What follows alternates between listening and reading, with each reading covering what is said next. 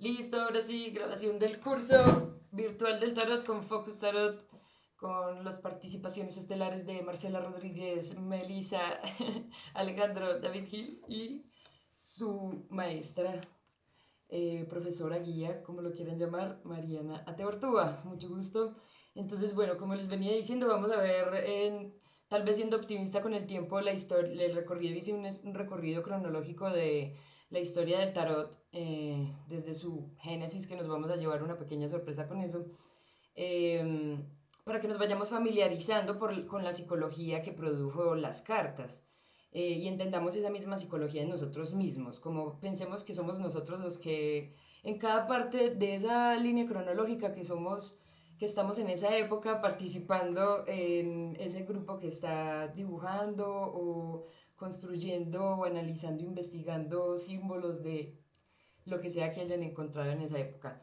Y ya sí, para que no se saturen, hello, para que no se saturen, pues si de pronto fue demasiada información la línea del tiempo, hacemos igual un break por si queremos ir al baño y así.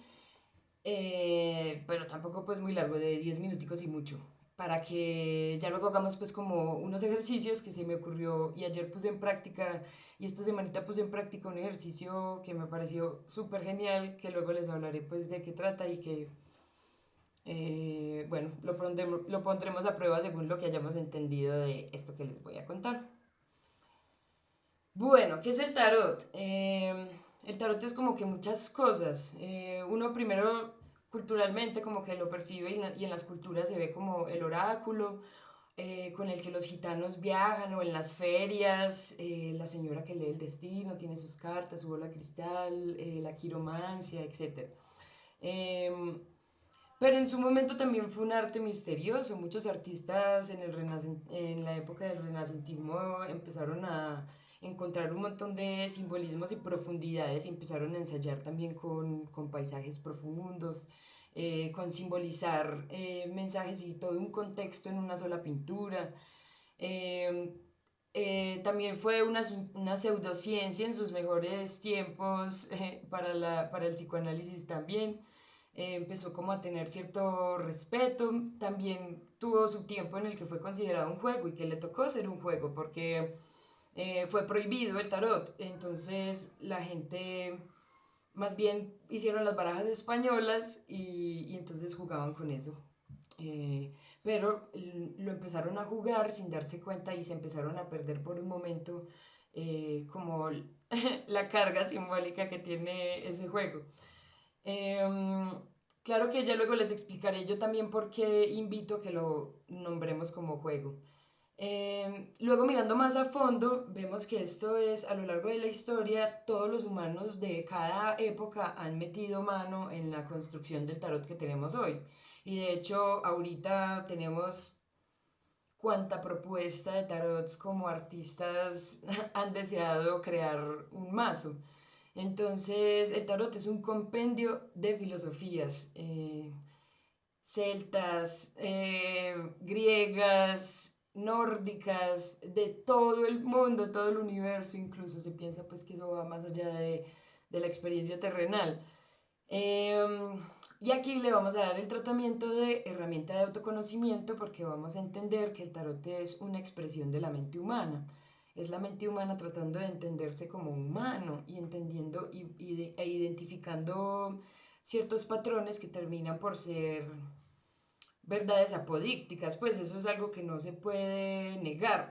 Por ejemplo, que uno siente emociones, en su momento le llamarían de alguna manera diferente.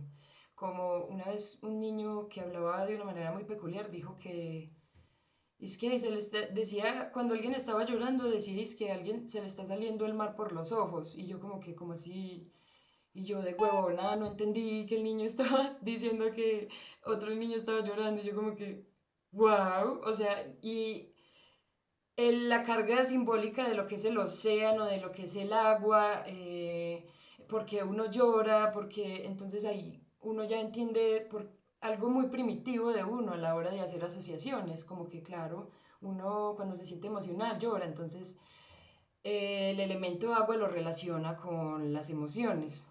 Entonces, bueno, ahí voy sapeando más o menos cómo vamos a ir configurando este recorrido. Eh, y les cuento pues de nuevo que estamos en el siglo del tarot y que esto ha sido un camino que no ha sido nada fácil, que ahorita tenemos un acceso ridículamente fácil y que ahora hay blogs y un montón de personas como yo y seguramente alguno de ustedes también quedará con las ganas de seguir promoviendo esto tan increíble. Em, Empezaron pues como a meterle mano a eso, pero no ha sido fácil. Tiempo atrás la gente tuvo que enfrentarse a la Inquisición, a muchas cosas. O sea, el pasado de la historia de la humanidad es atroz y el presente no es como que sea mejor, pero sí, al menos tenemos al menos se logró un, una linealidad de una sabiduría antiquísima, del humano demasiado primitivo, desde que el humano empezó quizás a imaginar. Entonces, bueno, vamos a empezar de la actualidad hacia atrás, ¿listo? Bueno, entonces, como les decía, el día de hoy el tarot está en manos de todos. Somos ese loco que lleva en su bolsito el tarot y lo llevamos a todas partes. No todos, pues, seguimos siendo minoría, pero de todas maneras cada vez esa minoría es más grande.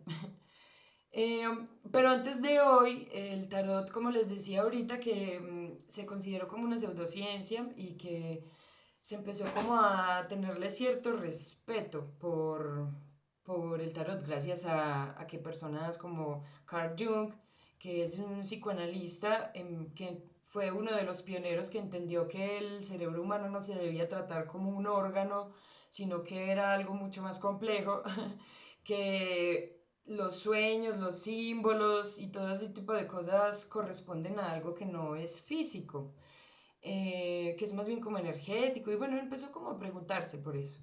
Y también esta persona, Mircea Eliade, empezó a decir como que, claro, es que el mito, o sea, para el momento del siglo XX ya la gente era bastante académica, ya tenía pues como bastante, ya la humanidad tenía como una carga de información bastante sólida, un acceso a libros, no era como tan precario el saber, estaba pues como en su apogeo la academia de hecho. Y entonces esta persona dijo como que pues el mito es el nombramiento de la percepción que tenía el humano en ese entonces, que poco a poco, mientras vamos desarrollando ese mito y lo vamos entendiendo y vamos teniendo elementos pues como para configurar de una manera más real y científica a qué se refieren. Pero aún así, obviamente esto de la intuición y la imaginación sigue siendo algo muy difícil de comprobar, pues es que algo como el azar no existe, simplemente no somos capaces de calcular la probabilidad de.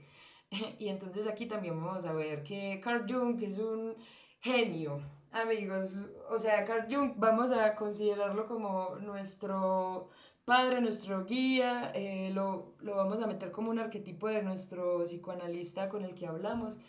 Y él va a decir, tranquila, mija, que es que yo también cuando percibía y tenía como estaba como tan abierto y tan pues, observando tanto, eh, me encontré con demasiadas casualidades y con cosas que parecían como señales.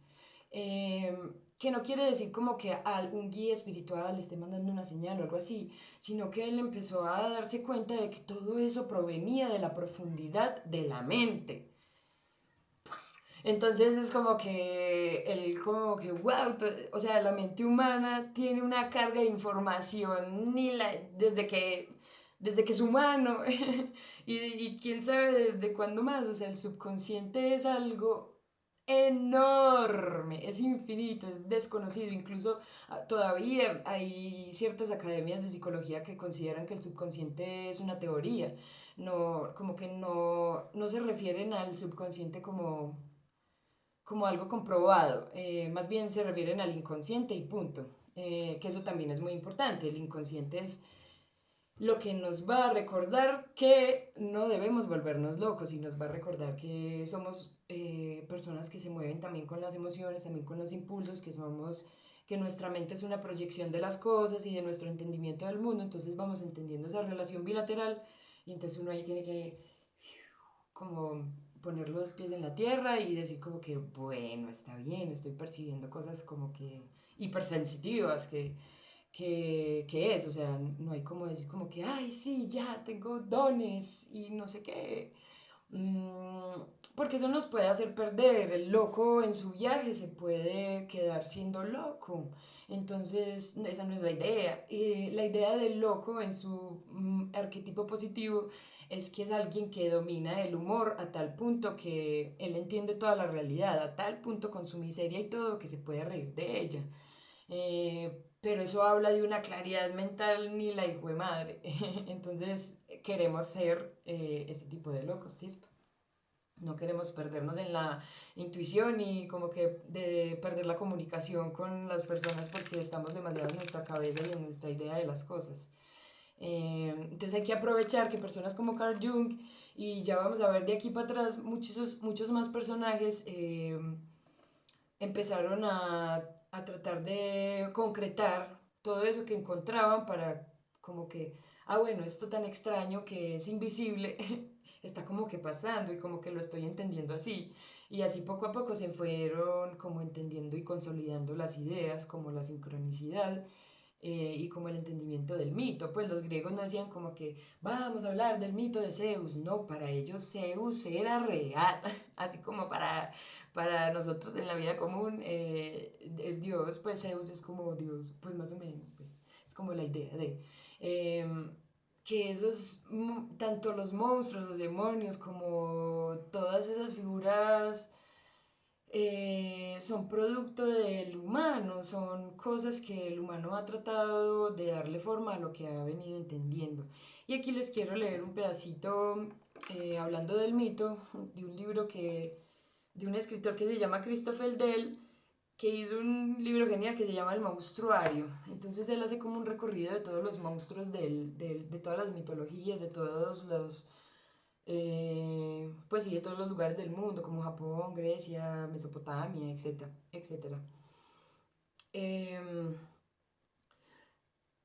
¿Por qué los monstruos han sobrevivido a lo largo de los milenios? ¿Por qué son universales? ¿Por qué encontramos los mismos gigantes con un solo ojo en Japón y en la antigua Grecia? ¿O los mismos dragones en Europa, en China o en América? Una explicación es que los monstruos responden a un sentimiento interno muy profundo de lo sobrenatural. Esto ha sido así desde las épocas más primitivas, pues las religiones del antiguo Egipto y de Mesopotamia se soslayaban con monstruos y demonios, otorgando incluso a sus dioses aspectos que uno consideraría monstruosos. Pero bueno, no es la idea de hablar de los monstruos, sino que entendamos que los monstruos también eran un producto de algo muy profundo de la mente humana y esto no es la excepción. Los monstruos son una representación y eso también.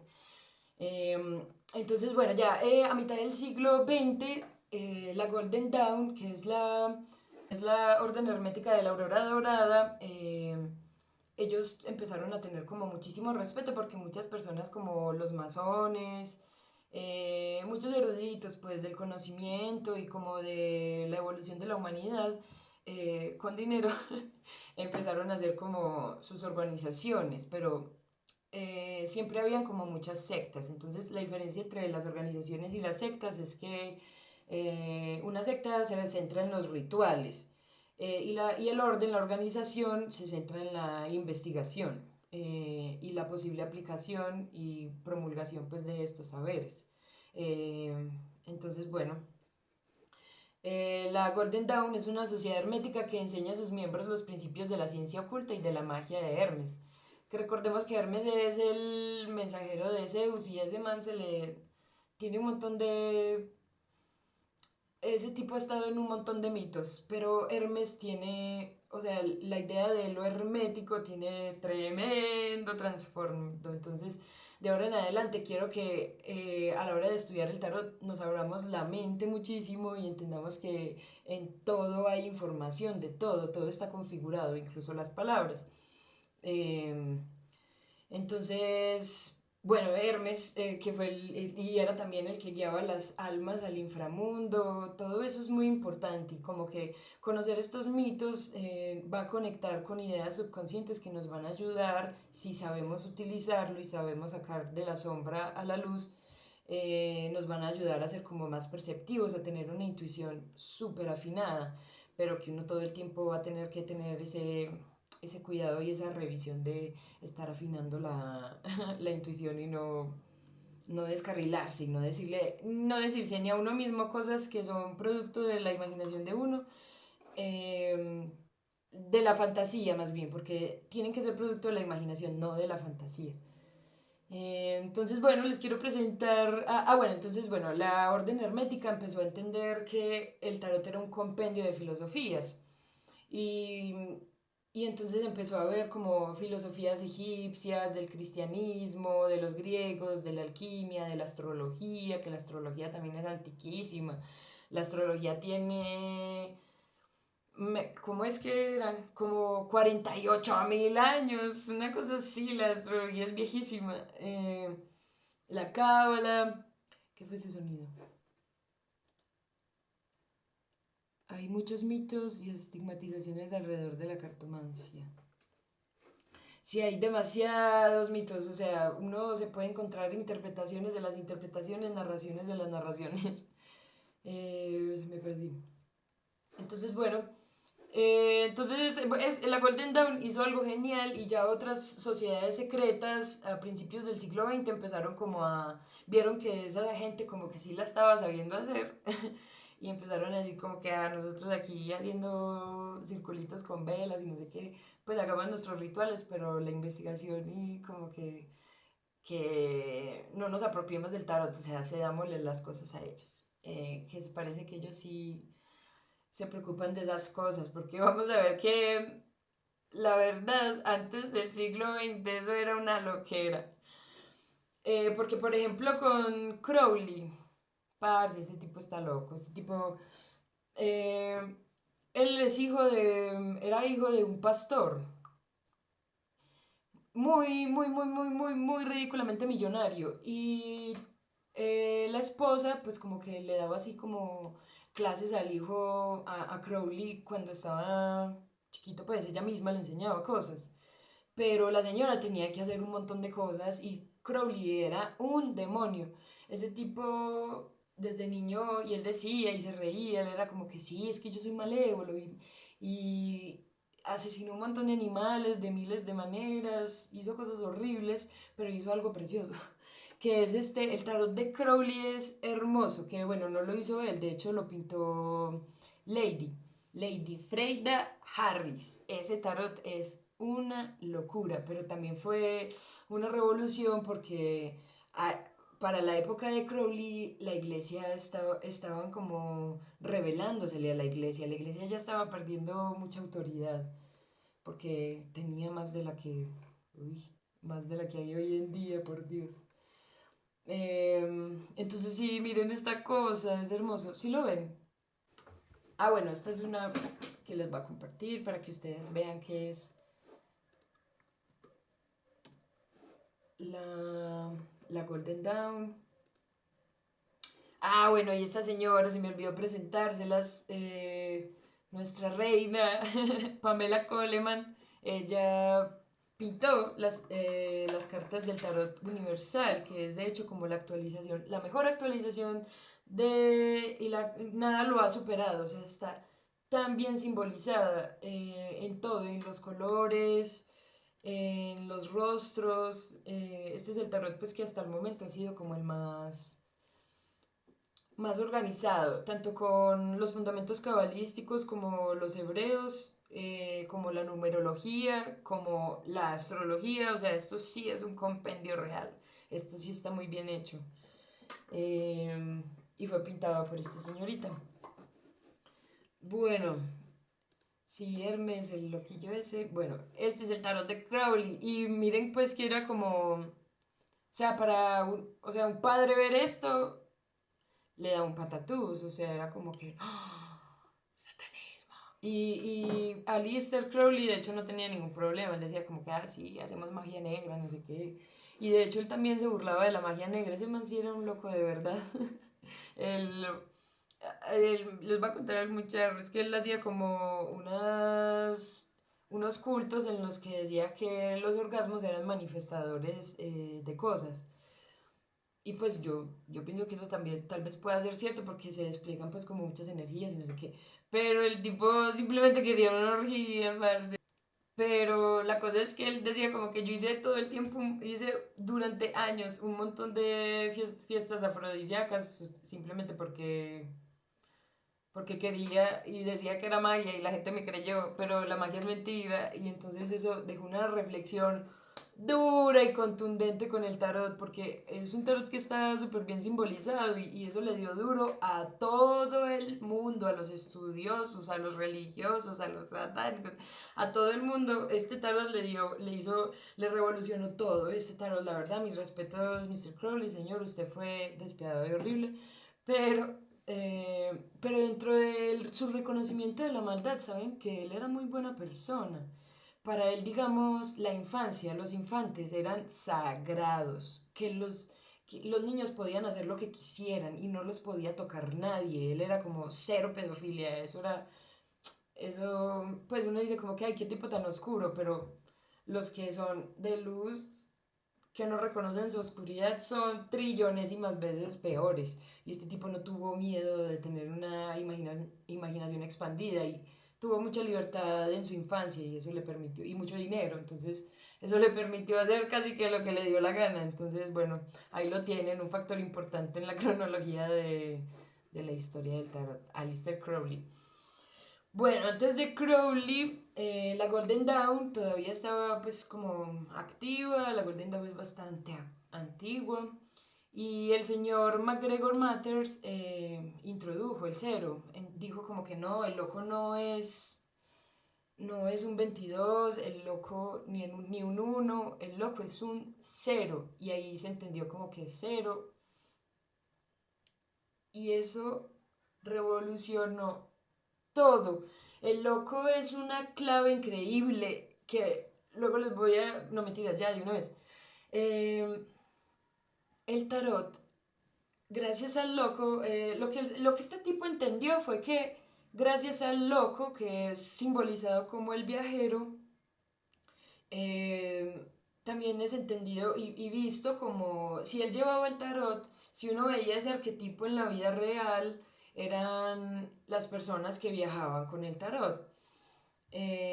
Libres de equipaje, sin tantas cosas como la Golden Dawn o personas que tenían pues como su sustento monetario, no eran tan libres ni tan atrevidos como un viajero hippie loco que dice como que, oh, voy a llegar hasta España y luego voy a ir a no sé dónde y no sé qué, leyéndole las cartas a la gente y diciéndoles cualquier bobada. O quién sabe, tal vez habían unos que sí se lo tomaban en serio. Y de hecho habían varios que sí se lo tomaban en serio, los bohemios.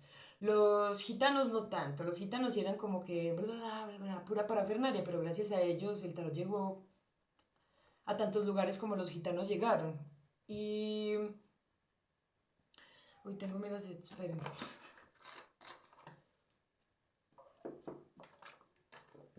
Y los bohemios que sí entendían como el trasfondo hebreo que tenía el tarot, porque tenían los símbolos de las letras hebreas, sí trataban pues como traducían como que, ah, esta letra significa esto, y es este Dios que significa esto, que nos cuida de esto, nos aconseja esto y nos advierte esto. Eh, que son los triunfos, que más adelante con Crowley y todo eso, empezaron todo el mundo ahí a hacer, perdón, de acá para atrás, eso hicieron lo que quisieron al tarot. Habían personas que lo tomaban con seriedad, entendían su trasfondo y habían personas que, mero paseo, eso era. Pero eso también es genial, porque eso es el ser humano. Es que uno se da cuenta de que cada vez que el tarot está, pues no se le escapa ningún detalle y antes es uno el que tiene que estar descubriendo y descubriendo y descubriendo. Entonces, bueno, después de este hallazgo del cerebro loco, que es ese potencial, o sea, todavía no alcanza a ser, pero es esa energía potenciadora, creadora. El mago ya es la voluntad de hacer las cosas, pero el loco es esa potencia, entonces no se le puede decir uno porque el uno ya es. Entonces el cero tiene una connotación súper importante. Que bueno, ahorita que hagamos el ejercicio les voy buscando algo que les quiero leer sobre el cero, que es muy importante pues que lo entendamos. Porque esto es numerología y psicología, es como lo vamos a abordar en este curso. Bueno, a finales del siglo XIX entró el grupo de los Rosacruces. Y los Rosacruces hicieron un puente entre, porque de ahí para atrás la iglesia, como les decía, o sea, Crowley se rebeló y eso fue rebelión total contra la iglesia y las moralidades de la iglesia. Y los Rosacruces, pues la iglesia todavía tenía muchísimo poder, entonces ellos como que habían sacerdotes, habían personas pues que querían ser de luz y se daban cuenta de un montón de cosas horribles y querían protestar. Y bueno, Francia al parecer era un buen lugar para esos sacerdotes protestantes y fundaron los Rosacruces que hicieron ese puente entre la ciencia y la religión, porque la religión también estaba de ahí para atrás demasiado, o sea, todo lo de la ciencia era satánico, era horrible, no podíamos tener ninguna concepción del mundo ni de la realidad porque era como el mito lo decía y punto. Y habían personas que eran como que no. Entonces, si ven, uno tiene que hacer ese equilibrio con lo que fantasea, que igual puede ser información, pero no creerlo realidad, sino hacer ese puente de que es una intuición y aterrizarlo con la lógica. Bueno, entonces antes de eso está en la Golden Dawn, está Eliphas Levi. Ese señor es lo máximo. Él se dio cuenta de los fundamentos cabalísticos que tenía el tarot. Y los fundamentos cabalísticos son algo que era muy difícil acceder para un mortal normal, porque la educación en ese entonces, de 1775, y todavía de hecho, pues si no tenés dinero, no tenés educación de calidad. Y Elifas Levi dijo como que, uy, no, tenemos que hacer que, o sea, esto es increíble, esto es darle acceso a las personas a información de sí mismas y podemos quizás avanzar como humanidad porque estamos entendiendo a Dios como no es, nos están haciendo hacer cosas en nombre de Él y eh, hay personas que han de hecho entendido los símbolos, la psicología del color y el marketing nos vuelve nada, o sea, nos llevan a donde se les da la gana con la psicología del color. Entonces es mejor, eso lo entendió Eliphas Levi en su época, como que, uy, no, si no conocemos nuestro cerebro nos van a hacer obedecer, tenemos que hacer que estos conocimientos cabalísticos, que era de alguna manera lo que Jesús estaba tratando de transmitir, también, que solamente se daba de manera oral y por eso los discípulos tuvieron que escribir, bueno, no por eso, pues, pero los fundamentos cabalísticos era algo que se transmitía hablando, pues, a ciertos eruditos y a ciertos elegidos y como iniciados que iban a jugar cierto papel importante en el mundo. Entonces, mira, vuelta, esto tiene cosas a veces un poco turbias, pero vamos a tratar de tomarlo de los puntos pues que nos sirven, que es del autoconocimiento y entender la solidez de esto tan increíble. Y Papus ese tipo sí que es genial, él de hecho fue como el que hizo más fuerte y fue más activo en hacer ese puente entre lo ocultista y, bueno, ocultista no, lo ocultista y la religión. Ay, perdón, golpeé el micrófono. Eh, y bueno, eso ya para el siglo XVIII. De ahí para atrás, finales de la Edad Media, no, eso fue horrible, una masacre, prohibición del tarot, de los juegos de azar, incluso se prohibió algún tiempo la risa, que por cierto recomiendo ver la película que se llama En el nombre de la rosa de Humberto Eco, pues que escribió el libro, no sé quién es el director de la peli, pero está muy bien representado. El libro sí es soso, porque es que se dicen como que, y entonces la rosa, es muy poético.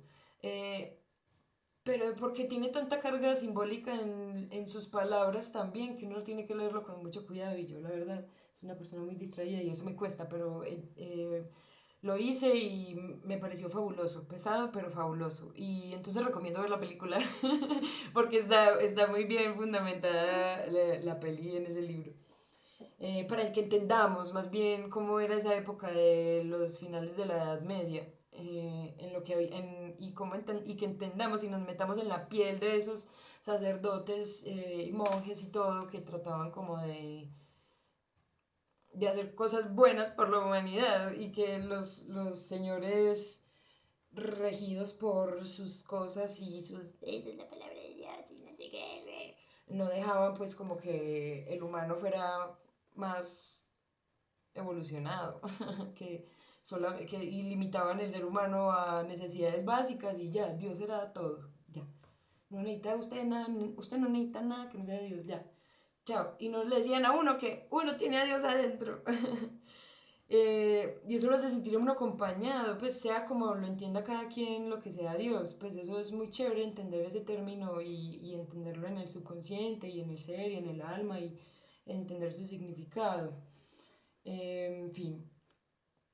Y antes de eso, habían pues ciertas partes, digamos Francia, como les digo, era muy revolucionaria, entonces el rey de ese entonces, el rey Sexto, mandó a hacer su baraja del tarot.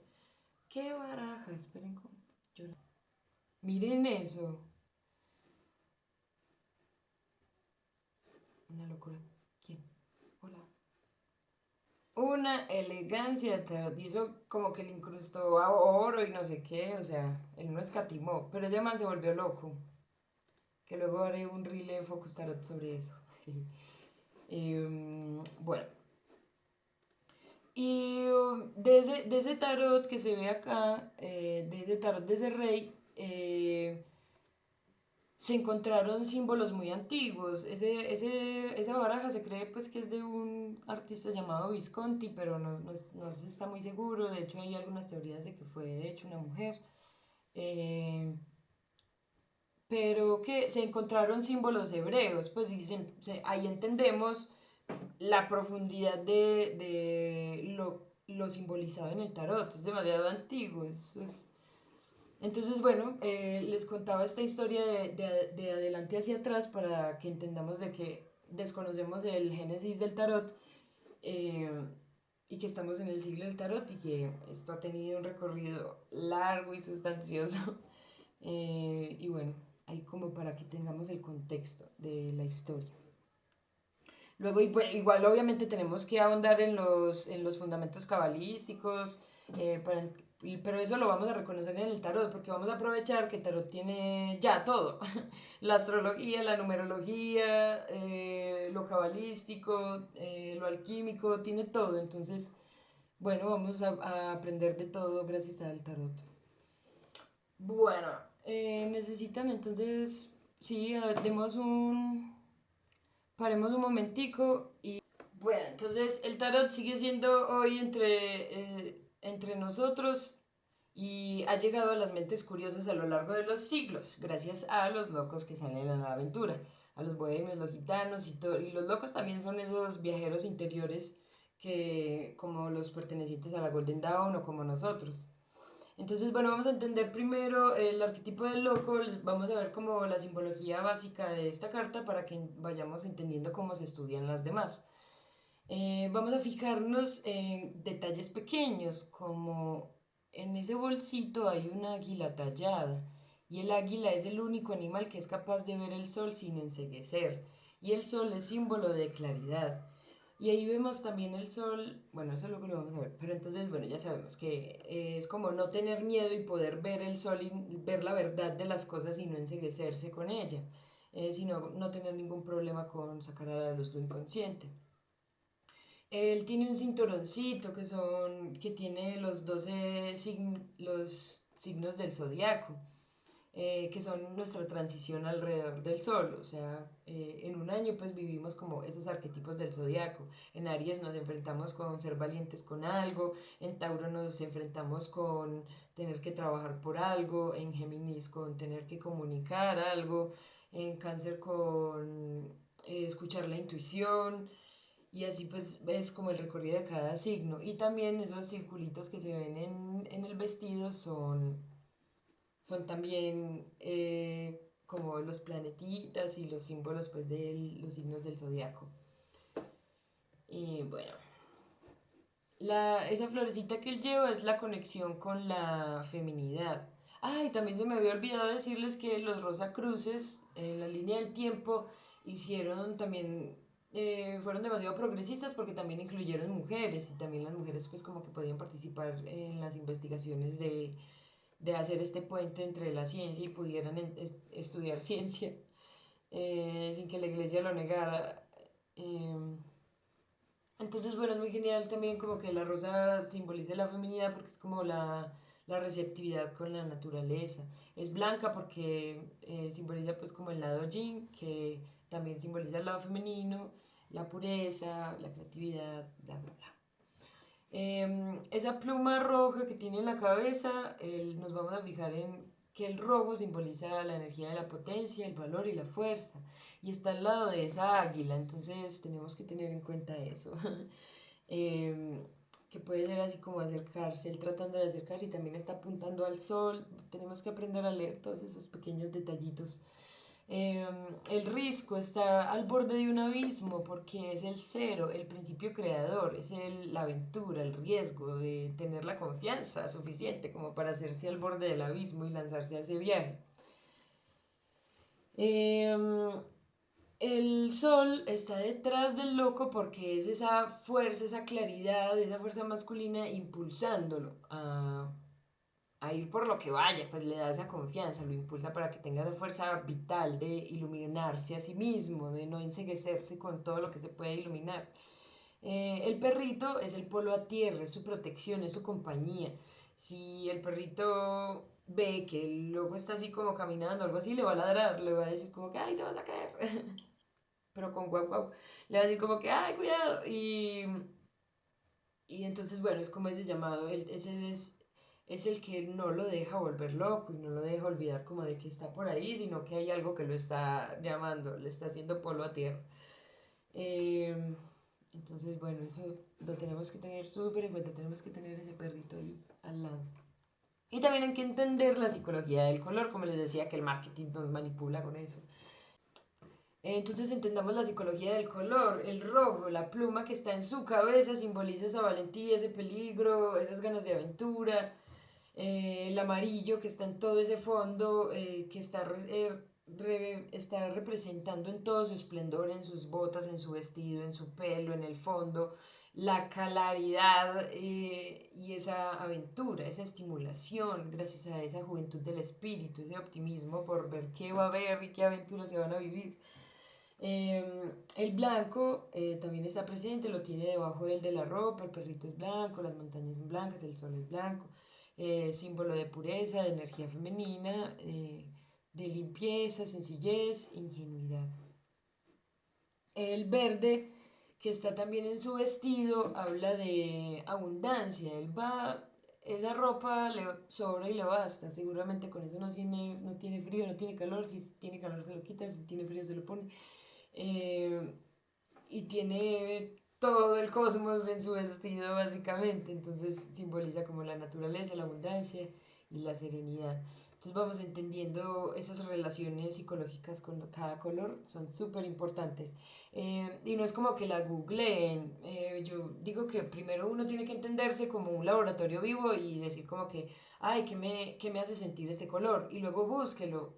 Y y seguramente le va a atinar, porque es que eso ya está en la conciencia de todos y de hecho es ahí donde nos manipulan. Entonces por eso les digo que esto es bien bueno para uno ponerse firme y entender su cerebro, sus motivaciones un poquito mejor.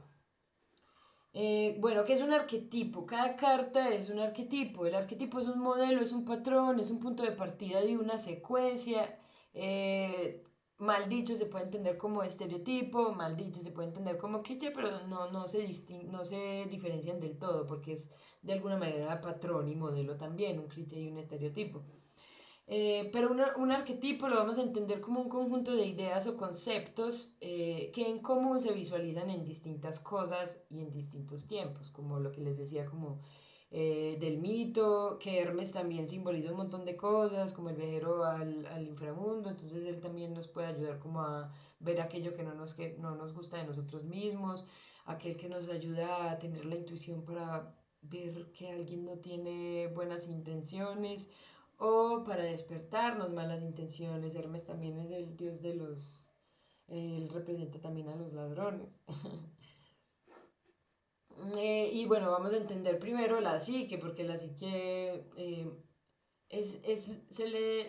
viene etimológicamente de alma. Y es muy increíble que se le llame ya psique porque es entender que la mente no es un órgano, sino que es algo muchísimo más complejo que no terminamos de entender. Y que eso es maravilloso, asusta, pero uno tampoco tiene que querer sabérselas todas.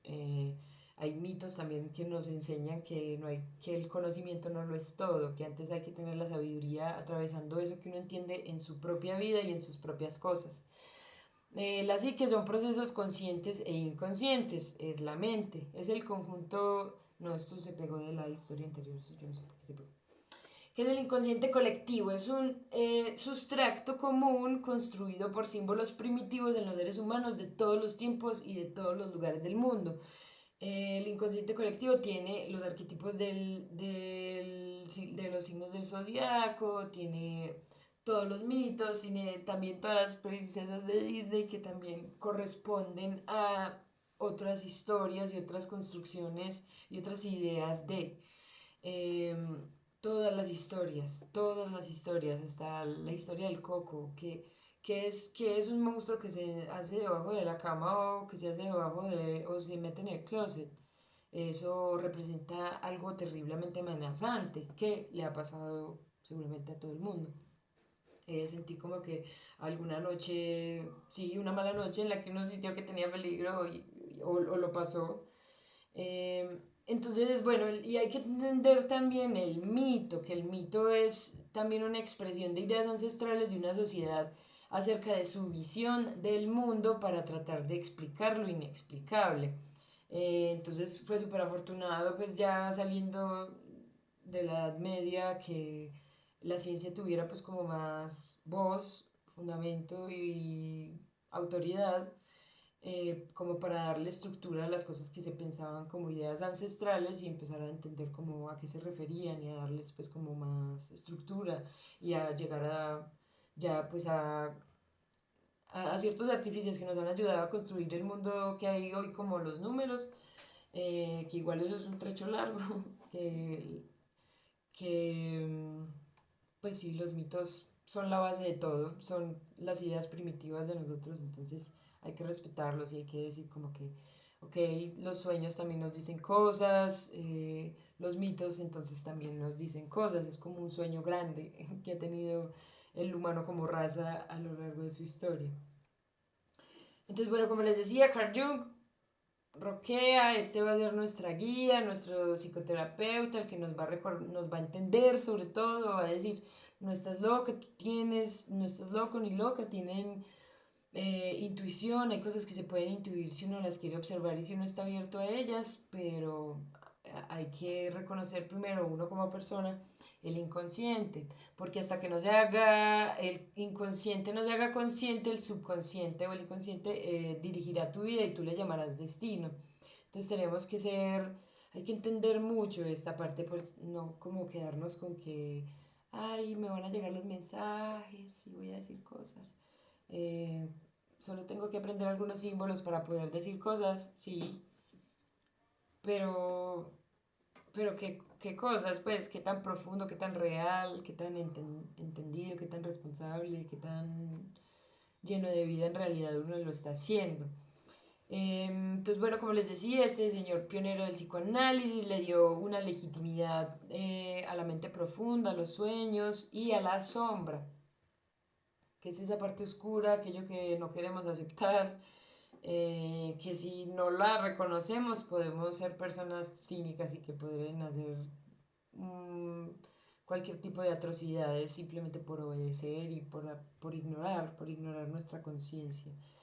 Él era súper sensible e intuitivo, él de hecho llegó a manifestar que él pensaba que estaba volviéndose loco y que él estaba tratando como de resignificar y configurar las cosas y por eso se obsesionó tanto pues como en darle legitimidad a esto que a él le pasaba. ¿Qué le pasaba? Digo que él es sensible e intuitivo y es una mente curiosa con miedo a caer en la locura porque él era muy responsable con eso, porque él era psicoterapeuta, entonces atendía locos. Entonces él empezó a entender cada vez más esto del inconsciente colectivo, aquella cosa que nos conecta a todos como raza, en sus terapias. Y entonces ocurrió algo como que él nombró la sincronicidad, que es algo que la probabilidad es tan remota que eso ya no puede ser casualidad, o sea, eso no podía... Una casualidad es algo que es improbable, pero de todas maneras uno puede como que calcular la probabilidad. Digamos, uno está en un centro comercial hablando de una persona, eh, pero resulta que uno no se dio cuenta de que uno estaba hablando de esa persona porque frecuentaban mucho ese lugar cuando hablaban y luego resulta que se encontró esa persona justo ahí, pero la probabilidad era como que no tan enorme y tan imposible. Eso es una casualidad. La sincronicidad y la causalidad también es otra cosa distinta, es cuando uno encausa las cosas, pero la sincronicidad es como que eso, ¿quién lo entiende? Y entonces les quiero contar pues como unas pequeñas anécdotas de cómo de qué le pasó a él en terapia. Digamos, una vez él estaba caminando con una paciente y la paciente estaban caminando por un bosque y la paciente le estaba contando sobre su última imagen de su padre y el único sueño vívido que ella ha tenido en su vida que ha recordado hasta el momento en el que le estaba contando pues esto a Jung y que ese sueño pues fue como cosa de la infancia. Entonces fue un sueño que le significó demasiado, entonces es como que, wow, aquí está el subconsciente hablando, vamos a escuchar. Y estaba diciendo algo pues que venía de un sueño pues que tenía ya una carga bastante grande, era muy fuerte en su mente. Entonces ella cuando estaba contando este sueño, que el sueño constaba de que ella iba caminando hacia la casa que era del papá y ella veía un zorrito bajando las escaleras. Y justo en ese momento, cuando ella mencionó eso, se les atravesó un zorro y se quedó mirándolos. Y él lo describió como que era una compañía particularmente humana. Esa parte podríamos decir que de pronto es parte de la poética que él puso en ese momento. Eh, pero que llegara un zorrito justo en ese momento pudo haber sido como que, es como que wow, porque justo en ese momento de la narración, porque justo en ese momento. Y otra cosa que le pasó fue que él estaba hablando con una paciente que ella, súper escéptica, ella no creía, más bien poco creativa, una persona totalmente estricta con la percepción de la realidad, pero le contó que estaba teniendo un sueño muy recurrente con un escarabajo dorado. Y el escarabajo dorado es un símbolo egipcio antiguísimo, pues antiquísimo. Y en ese momento que ella contó eso, un escarabajo que Carl dice que era dorado, empezó a golpear así la ventana. Y que él abrió la ventana y el cucarroncito entró y él la atrapó. Entonces es muy increíble y podemos creer en esto porque bueno, porque él dijo, pues obviamente tenía que tener el permiso de sus pacientes para poder escribir y publicar esto. Pero ahorita que lo pienso, digamos, Freud también para sustentar ciertas cosas tenía que hacer teatros para que creyeran en la hipnosis, por ejemplo. Entonces, obviamente eso no iba a acertar siempre, pero él sabía que eso funcionaba bajo ciertas condiciones y quería averiguar más de eso y por eso empezó a entrar como a que entendiéramos que la mente no se podía tratar solo con lobotomías, sino con terapia y que muchísimas cosas se podían curar con terapia si se sabía llegar a esa casa oscura que él nombraba como la mente. Eh, entonces, bueno, hablando de la sincronicidad, sí, él empezó a narrar como varios hechos en los que habían hechos sincrónicos en los que él decía, no, esto, y empezó a hablar incluso con otras personas, como venía, ayúdame, ¿cómo es que vamos a calcular? Hicieron varios experimentos para ver cuál era la probabilidad metafísica de que eso pasara según un impulso mental. Entonces, bueno, eso es la sincronicidad. Seguramente a ustedes también les ha pasado que, digamos, no sé, les habrá pasado que algo que uno dice, ay, justo yo estaba pensando en eso en estos días y justo apareció. Bueno, y eso también pasa mucho con, digamos, con Google, que dicen como que, ay, yo estaba hablando con no sé quién en estos días de yo no sé qué, de un carro, y, y no hace sino aparecerme publicidad de ese carro. Pues Google tiene micrófono, el micrófono de Google. Bueno, aquí tengo que decir que no, Google no utiliza micrófonos, somos nosotros mismos los que le damos, ellos recogen información, con qué tanto nos demoramos en una búsqueda, con nuestras búsquedas, y todo eso va como configurando hacia dónde van nuestros deseos, nuestros impulsos y nuestras búsquedas. Entonces, de hecho, ese algoritmo se anticipa a lo que nosotros vamos a hablar y lo que vamos a decir, y gracias a esa configuración de nuestras búsquedas y nuestro comportamiento en Internet es que estas cosas suceden. Entonces, para que no seamos como tan ignorantes al respecto de cómo funcionan los patrones y cómo nuestros movimientos y nuestro comportamiento configura nuestras búsquedas, nuestros impulsos, nuestra vida, nuestro destino. Entonces, mi invitación no solo es como para que sepamos esto, sino para que lo entendamos y lo identificamos en los patrones inconscientes de nuestra vida cotidiana.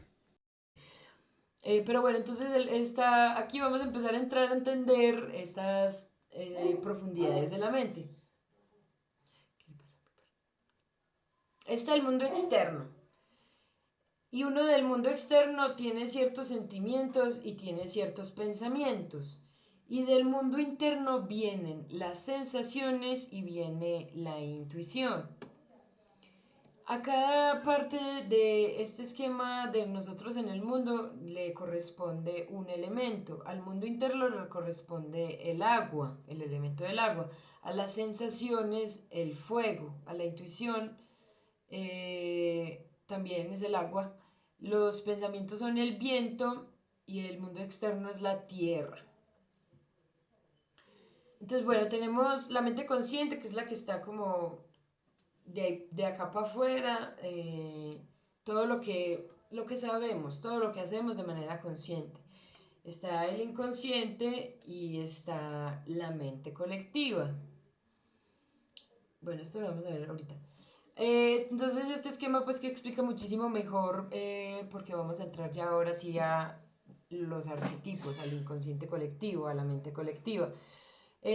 Acá está la carita, ¿cierto? Entonces está la máscara, que es todo aquello que presentamos al mundo y que también está construido por la familia, la sociedad, la cultura, la naturaleza, por todo lo del mundo externo que nos construye ese ego, que es esa máscara que es nuestra presentación al mundo. Más adentro están los imagos, que es aquello que tenemos bien guardadito, es nuestra sombra, aquello que quizás no queremos reconocer o aquello que de alguna manera sabemos pero estamos ocultando, pero hay que tener cuidado con esas proyecciones porque esa sombra se proyecta. Está el inconsciente personal. Y de ahí para adentro está nuestra mente colectiva, que es lo que son los arquetipos, y aquí vamos a entender que el tarot es un despliegue de la psique, del alma humana, de esta parte interna de nosotros, del yo mismo, el tarot nos puede representar, se despliega. Entonces, ahora sí, vamos a ver qué es el tarot. Ahora parece como que es un arte misterioso, ahora ya entendemos por qué es un arte misterioso. Herramienta de autoconocimiento, bueno, ustedes me dirán luego si lo vemos como una herramienta de autoconocimiento.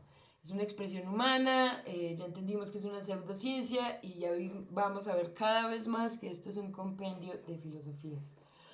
Bueno, tienen el tarot a la mano. Vamos a dividir las cartas así con la intuición eh, según este esquema pues que tengo acá. Ay, yo no, Nick no tiene tarot, ¿cierto? Dice que profe, ay no, qué ternura. Bueno, entonces vamos a clasificar qué cartas nos parecen que corresponden a cada uno o de esto, este es el eneagrama. Y el eneagrama eso deriva de la escritura. Porque la escritura y el teatro no se imaginan cuánto hablan del ser humano. Es de hecho el reflejo y la interpretación de tanto de escritores como de directores y actores. Entonces es el mismo reflejo del mismo humano viviendo la vida. Entonces por eso es tan leal el eneagrama. porque supo clasificar en los guiones para escribir sobre la humanidad, sobre un acto que pudiera parecer real, y entendió pues como que las personas nos clasificamos en estos arquetipos. Está el arquetipo del perfeccionista, el servicial, el triunfador, el sensible, el pensador, el leal, el entusiasta, el líder y el pacifista. Pero si ustedes prefieren y se sienten más cómodos con clasificar qué cartas se parecen a cada signo del zodiaco, también siéntanse libres de elegir tanto el enneagrama, que el zodiaco pues sí no lo sabemos, entonces voy a dejar acá la muestra del enneagrama para que las personas que quieran hacer el ejercicio de esa manera lo van a hacer. Hagamos el ejercicio como de ir revisando las cartas y decir, ah, esta le pertenece al perfeccionista, esta tiene cara de ser el servicial, esta del sensible, o esta tiene cara de ser Aries. Pero yo recomiendo que lo hagamos con el enneagrama porque si no tendríamos que entrar a hablar de lo que es cada signo zodiacal para cada quien. Entonces, bueno, démonos, cada quien va a tomarse su tiempito para clasificar y ya luego nos vamos a hablar, a decir como que yo les voy a decir y ustedes me van a decir como que sí, yo también puse esa, puse eso. Al final pues vamos a ver como que, ay, sí, varias de... bueno, vamos a ver qué tanto coincidimos pues. Todos, con todo el mazo. Va.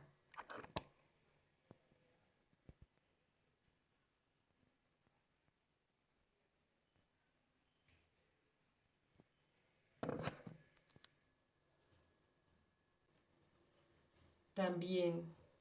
Entonces ahí vamos entendiendo que hay, de todas maneras, que el inconsciente colectivo es colectivo, entonces de todas maneras hay subjetividades en cada cosa, pero hay que tratar de entrar en lo colectivo. Ajá, pero o sea, como que viendo la carta en general, como que suena muy rebuscado, ¿no? Hay que tratar de no irnos así como demasiado, como de tratar de encajar a la fuerza, eso, está súper bien esa relación que hacemos, porque eso nos va a hablar de nosotros mismos y de cómo entendemos las cosas, pero vamos a tratar de configurarlo, como les dije al principio, tratando de entender la psicología que produjo estas cartas, para que cada vez entendamos y empecemos a hablar como el mismo lenguaje, para que pueda ser como más podemos concentrarnos pues en los símbolos y nos basemos en los símbolos. Pero no, el carruaje de hecho no es como que pensar en el servicio de que la carroza sirve para andar, pues la copa sirve para tomar, el caballo sirve para andar, podríamos decir eso de varios símbolos.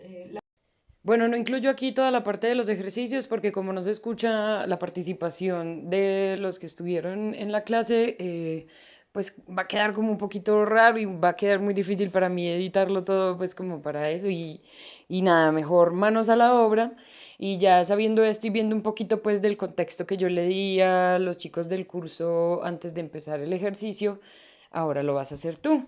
Con el eneagrama vas a elegir, si quieres lo haces con todo el eneagrama, pero la tarea es con solamente tres características. Por ejemplo, eliges la característica de el leal, el triunfador y el servicial. Y entonces de todo el mazo del tarot vas a encontrar qué cartas de todo el mazo, no hay que meter todo el mazo, sino cuáles cartas son las que te evocan a ti el arquetipo del leal, el arquetipo del servicial y el arquetipo del triunfador, o cuál sea pues que tú elijas.